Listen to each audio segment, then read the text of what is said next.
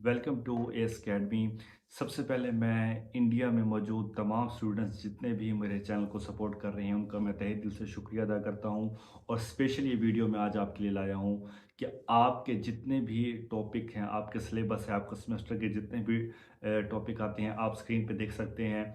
मेरा मकसद इस वीडियो में सिर्फ इतना है कि मैं अब से इन तमाम टॉपिक पर जो है वीडियो बनाना स्टार्ट करूँगा और बाकायदगी के साथ जो है आपके तमाम टॉपिक जो आप सवाल करते हैं, जो आपको मुश्किल लगते हैं, मैं उन पर आपके लिए आसान से आसान वीडियोस बनाना स्टार्ट करूँगा। तो अब इस वीडियो का अगर कुछ टॉपिक ऐसे भी हैं जो मैं पहले ही अपने चैनल पर अपलोड कर चुका हूँ, आप प्लेलिस्ट में जाकर वहाँ से इसको सर्च कर सकते हैं।